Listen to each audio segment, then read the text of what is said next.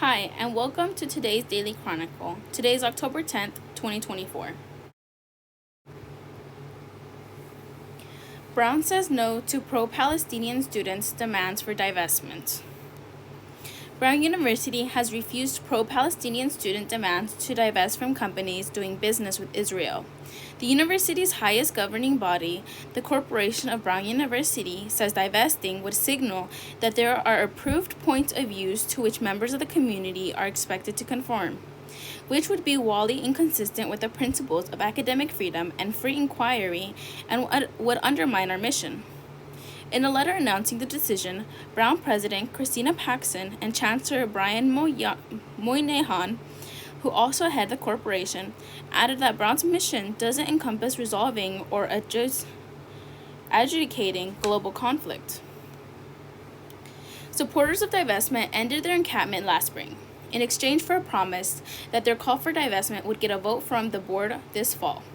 Students on both sides of the issue had made their case last month to the Advisory Committee on University Resource Management, which on September 30th voted 8-2, with one abstention, to recommend that the board not divest. After extensive deliberation, the committee said that while there is grave harm in the Palestinian territories, as well as in Israel, as a result of the ongoing conflict, the university's tiny indirect investment in the 10 companies in question cannot be considered the cause of that harm. Those companies are Airbus, Boeing, General Dynamics, General Electric, Motorola Solutions, Northrop Grumman, RTX Corporation, Textron, Sufferland, and Volvo Group. For its part, the corporation's decision was based on its distinct fiduciary duty, as well as the considerations of legal, reputational, and academic consequences.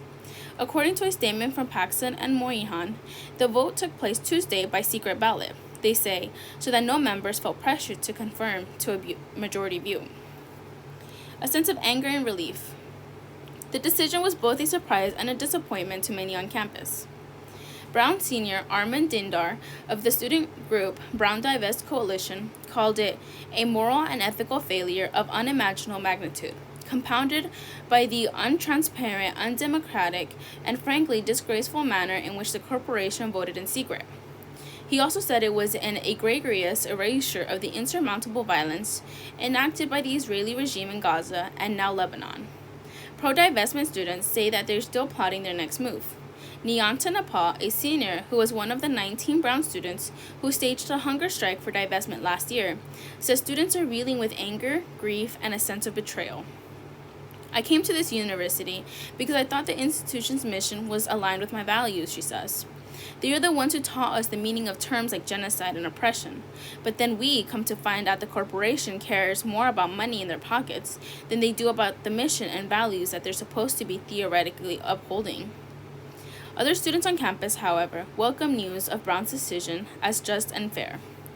I'm just ecstatic that they made the right decision, said Brooke Versh, a senior who was president of the group Brown Students for Israel and one of those who argued in the case against divestment to the advisory committee.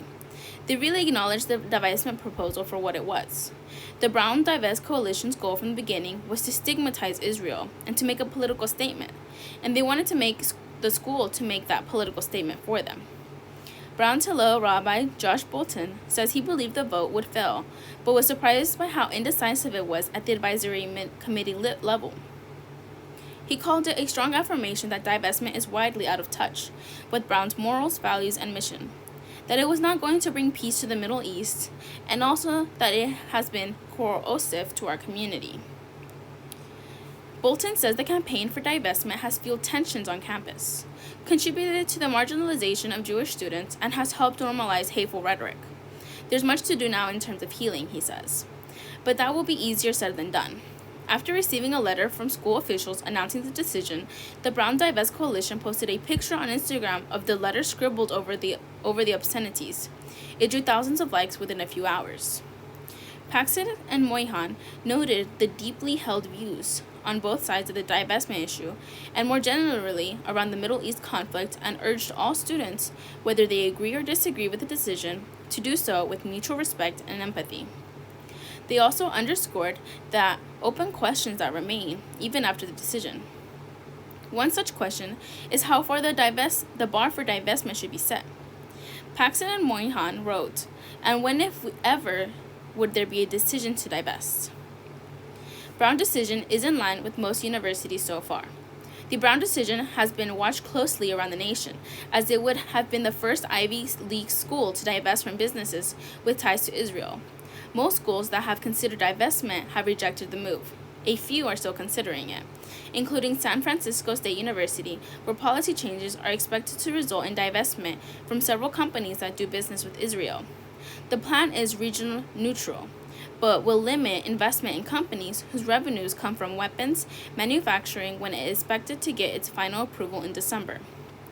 Omar Saha, SFCU Assistant Professor of Arab Muslim ethnicities and diaspora studies in the Department of Race and Resistance Studies, calls the Brown decision unfortunate, but he says he is undeterred. Every divestment attempt is a victory in that it always brings new people to the fore of the cause and it educates people, he says. So I'm sure that this Brown decision is not going to slow the momentum of activism across the country. Others, however, hope it will give universities pause and that they'll take a cue from Brown. Michael Polikoff, president and CEO of the American Council of Trustees and Alumni, says, the fiduciary duty of the trustees is to optimize the investment strategy and to avoid the slippery slope of campus constituencies demanding divestment, which in many cases, if not all of them, would be quite contrary to the investment policies that bring the returns that support the academic mission of the institution. The sentiment is shared by Arkansas Attorney General Tim Griffin, one of 24 attorney generals from states whose laws bar doing business with entities that boycott Israel, and who wrote a joint letter imploring Brown to vote against divestment. I'm pleased that the Brown University Board made the right decision to reject what Griffin calls an anti-Semitic proposal in an email to NPR. He said, other universities should follow their example. Implosion brings down Tropicana Casino in Vegas to make way for baseball stadium. The Tropicana Las Vegas Hotel Tower is imploded on Wednesday in Las Vegas. In Las Vegas, Sin City blew a kiss goodbye to the Tropicana before first light Wednesday in an elaborate implosion that reduced to rubble the last true mob building in the Las Vegas Strip. The Tropicana Hotel towers tumbled in a celebration that included a fireworks display. It was the first implosion in nearly a decade for a city that loves fresh starts and that has made casino implosions as much part of its identity as gambling itself.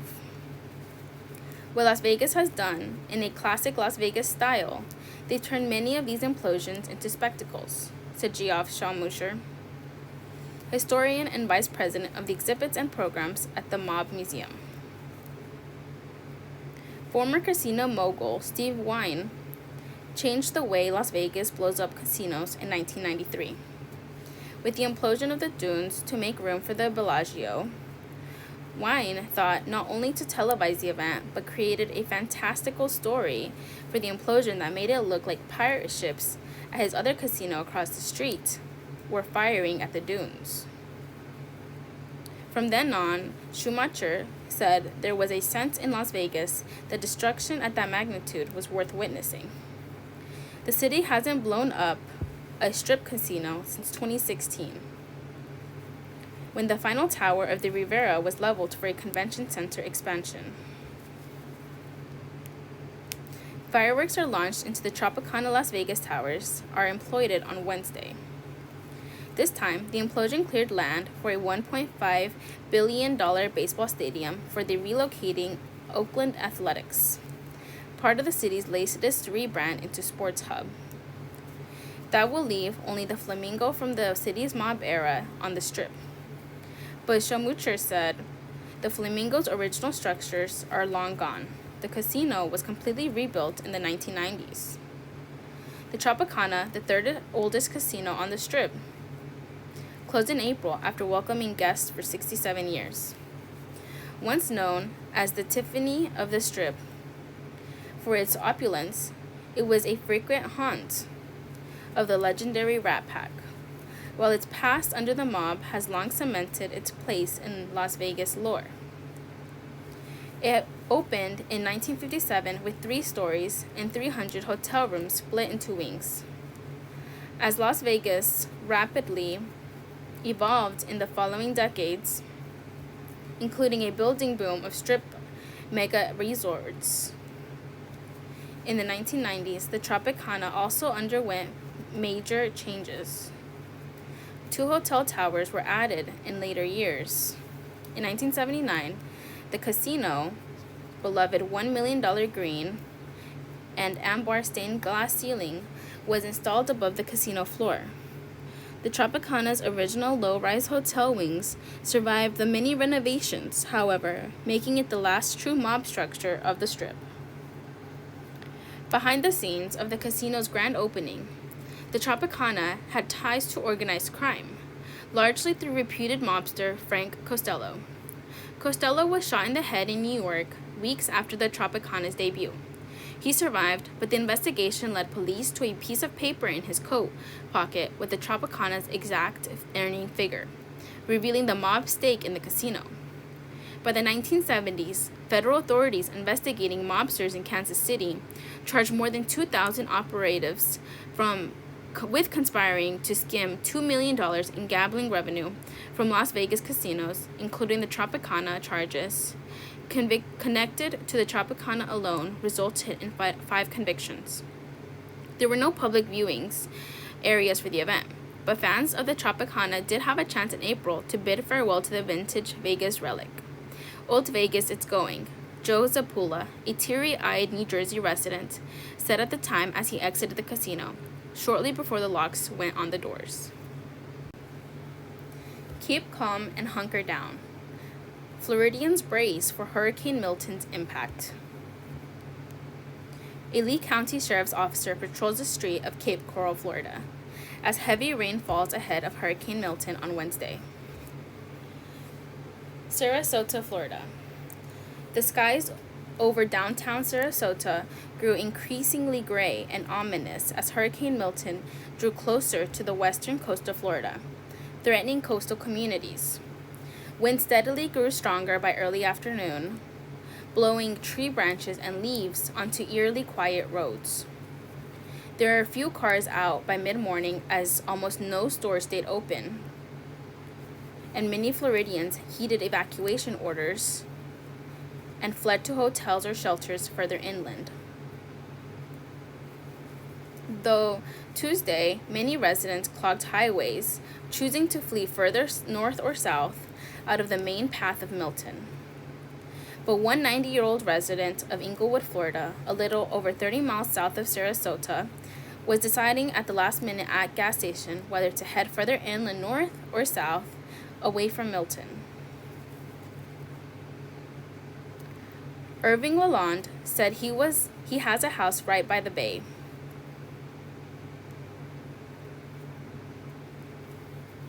It has been nice all this time, he said of the weather. And then I turned on the television this morning, and oh my God, they said, get out of Englewood. And he took off, still unsure of which direction to go. In spite of the real threat to their homes, belongings, and livelihoods, many Floridians taking shelter in hotels or evacuation centers in Sarasota remained in good spirits amid the bad weather. They got comfortable, chatted with other evacuees, played card games, drank wine and beer, and prepared to ride out the worst of the storm with friends and families and pets. Obviously, life is more important than possessions, so you can always rebuild and recreate what you had, said Alan Staniforth, a sailing instructor who evacuated to the western Sarasota on Tuesday with his family from his Longboat Key home. Members of Pasco County Utilities set up in classrooms in a hurricane shelter at the River Ridge Middle High School in preparation for Hurricane Milton in New Port Richey, Florida on Wednesday. Before fleeing, the Staniforth family tried to fortify their house and put furniture and other possessions on higher ground. He told NPR he's resigned to his belief that his home, renovated just 4 years ago, won't be livable after Milton hits. We'll probably spend the next 6 to 12 months rebuilding, he said. It's going to be a long road to recovery here for everybody, not just us. And I guess that's the risk you take with living down fairly close to the ocean in Florida. It's a great lifestyle, but it comes with a related risk. With all this in mind, Staniford kept calm like many other Floridians that NPR reports encountered. I guess a lot of people are forward thinking about what happens afterwards. And obvious we don't know what's going to happen. But you gotta assume the worst and hope for the best, Staniford said.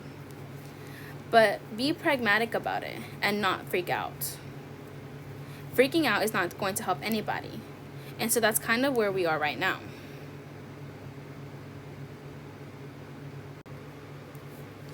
A controversial but effective treatment for meth addiction gains ground.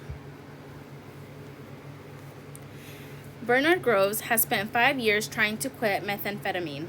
He lost his job, he lost his car, he nearly lost his apartment. Worse than that, he says, his addiction has hurt his family. I went to lunch with my auntie and I saw such sadness in her eyes, Groves said. The 35-year-old checked himself into several rehab programs in San Diego and San Francisco, hoping to be that Bernard and I used to be for the people that I love. But each time, Groves felt the progress he made in therapy morphed into people talking at him, telling him what to do. Eventually, he would always return to meth. My best friend was like, I don't get it, Bernard. You put your mind into something. You've always been able to achieve it. Why can't you get over this meth? Groves said, I don't know why, and it feels awful. Unlike opioid addiction, there are no FDA-approved medications for more than 3 million Americans addicted to stimulants like meth and cocaine. Instead, the most effective treatment is low-tech and more controversial. Give people retail gift cards, usually worth less than $30 in exchange for negative drug tests. Research shows that it works. And after more than 3 decades of resistance, policymakers are finally giving that strategy a chance. Bernard Groves, on the left, has been going to contingency management sessions with counselor Andrew Durton on the right since June to try to kick his meth addiction. This isn't treatment. Offering people small rewards for not using drugs, known as contingency management, dates back to the 1980s. Patients are tested for drugs regularly over several months. They receive a gift card for every negative result, and payouts grow with each test. The treatment is based on a well-established concept that positive reinforcement is an effective motivator. Animals pull levers when rewarded with food. Students' behavior improves by letting them watch TV after class. Compared to traditional counseling, researchers have found people are twice as likely to stop using meth or cocaine if they receive gift cards. Studies suggest that immediate excitement of getting a gift card after a negative test replaces the dopamine rush people get from using drugs. Scientists hypothesize this activity effectively rewires our brains. But the approach has failed to catch on in spite of the evidence. Rick Rawson, a professor emeritus of psychology at UCLA and early proponent of contingency management, says many addiction care providers historically dismiss the treatment as a form of bribery. You would hear things like, this isn't treatment, this is just paying people not to use drugs, Rawson said. It wasn't a medicine. It wasn't talk therapy. It was this sort of transactional thing. Concerns of fraud have also stymied contingency management's growth. Rawson persuaded California health officials to fund a pilot program in 2005. But the work stopped abruptly after federal health officials warned participating clinics that the project ran afoul of rules designed to prevent doctors from luring patients into their offices and then charging Medicaid for care they never provided. I'd pretty much given up, Rawson said. After Medicaid shut down the pilot, I figured this just isn't going to happen. Contingency management gets a second chance.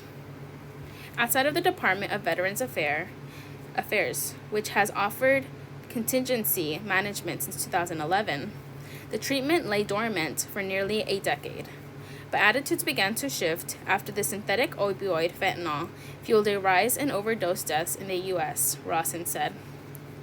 People started to recognize that a lot of these people are buying cocaine or methamphetamine and dying of fentanyl overdoses because fentanyl is mixed into the drug supply, said Rawson. In the last 4 years, some states have relied on federal grants or court rulings against opioid manufacturers to fund their contingency management programs. In California, where overdose deaths involving meth have skyrocketed, health officials asked the federal government to allow the state to become the first in the nation to pay for contingency management with Medicaid dollars.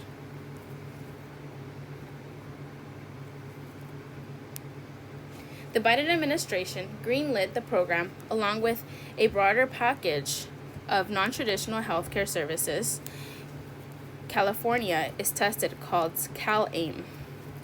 Under the state's contingency management program, which launched last year, gift cards after each stimulant-free urine test starts at $10 and climb up to $26.50.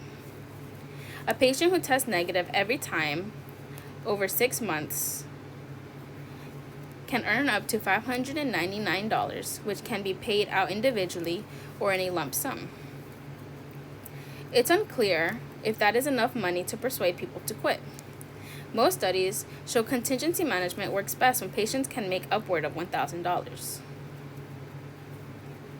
California picked a lower amount to avoid triggering tax problems for patients or compromising their eligibility for other public benefits like food assistance. The value of the gift cards have worked for Bernard Groves. He's been off meth since the first week of July, one of his longest stretches since he started trying to shake the habit. He's used the gift cards to buy exercise weights at Walmart and for food for his pet bird London at Petco. He's also used the money to pick up donuts for a movie night with his mom, sister, and grandma. Being able to treat my family and to do things for them is special, Grove said. It brought back some joy in my life. He's surprised at how much pleasure he's gotten from the program. Like, how could you say you're excited to pee in a cup?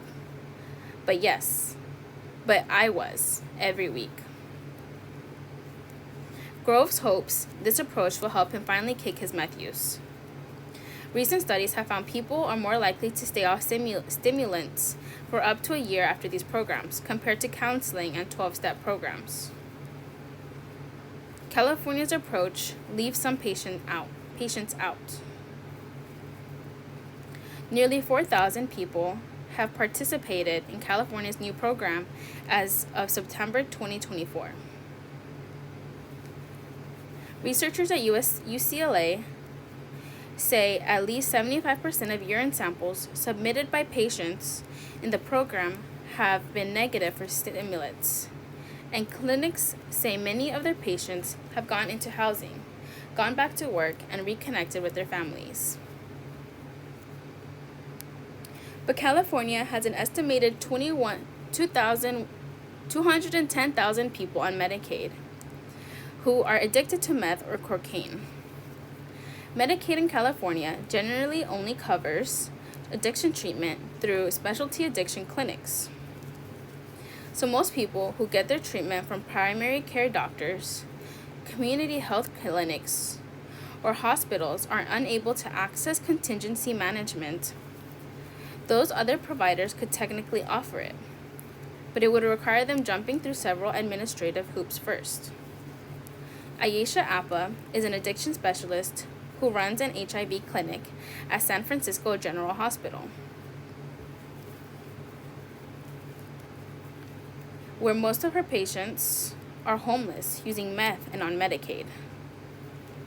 She offered contingency management through a private grant until funding ran out in June, and her hospital is currently ineligible to offer it through CalAIM. It feels both incredibly frustrating and just heartbreaking as a provider, Appa said, to know a powerful treatment exists that she can't offer. It feels like I have a patient living with diabetes, and instead of being able to offer them insulin, all I can do is talk with them about diet and exercise, even though I know there's a better option out there. She thinks often of one patient, a 45-year-old woman who desperately wanted to stop using meth, but who struggled to quit. Appa urged her to visit a CalAIM clinic to get contingency management treatment, but the woman didn't trust doctors. Ultimately, the woman overdosed and died. What if we could have offered her contingency management in the clinic that she was coming into already, Appa said. When I think about her, it's an equal mix of guilt and regret because it truly felt like we could have done more. People get better. California Medicaid Director Tyler Sadwich believes in the power of this treatment, but has taken a careful approach as the state attempts to scale this work. Because of the stigma contingency management still has among some health providers and lawmakers.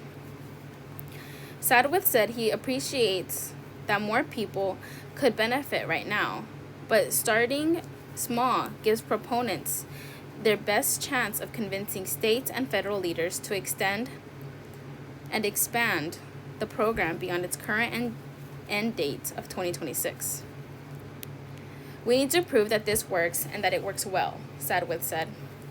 We need to feel the importance of the weight of getting this right. As the first state in the nation to cover this sort of treatment under Medicaid, to make sure programs to deliver this treatment effectively and minimize the chance of fraud. California requires clinics go through extra training and inspections and make sure clinicians enter their results into a central database. Clinics also have to dedicate 3 staffers to the program, a workforce requirement that has forced some providers to delay starting the treatment or not participate at all. So far, state officials have set aside $5.6 million to help clinics stand up their programs, and Sadwith is eager to reach more patients. We want to use this opportunity to prove to the public, to the field, to our federal partners, and to other states that this works, Sadwith said. People get better, and there is a role for contingency management in Medicaid. At least 3 other states, Montana, Washington, and Delaware, are now running their own programs through Medicaid, and 4 others are seeking federal approval.